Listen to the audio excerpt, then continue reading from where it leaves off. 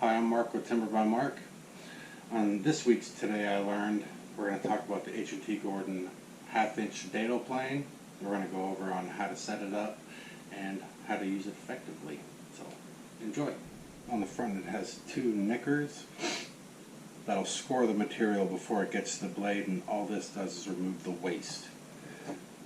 This is at a 20-degree skew, and the blade is at, write it down, is at 10 degrees. The blade is inserted in from the bottom, so, and then the wedge fits just like that. Side down like you do with the other wedge planes. Depending on the material, you can take a pretty aggressive cut. That actually looks pretty good. Check it again, because sometimes when you hit the wedge, it pushes the blade up more, which it did. That's pretty good. We also have a stop. For this purpose, we're going to go clockwise and bring it down.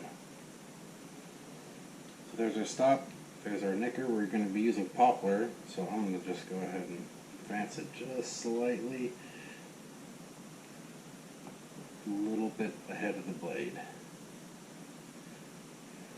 I have a little setup here. Here's the board I want to set a dado, and you rest this flush 90 degrees against the stop. You do one pull back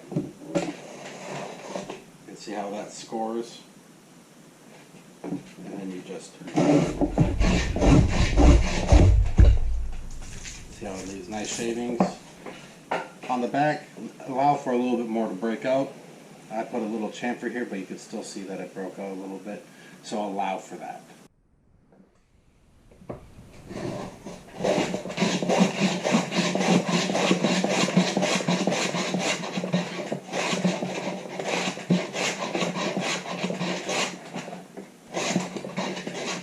Now once it stops cutting, you hit your stop.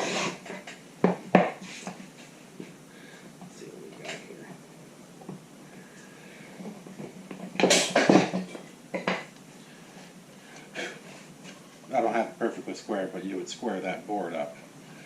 But you can see we have a nice trench. Here's a 1/2-inch piece. There you go. You definitely do this a little bit deeper.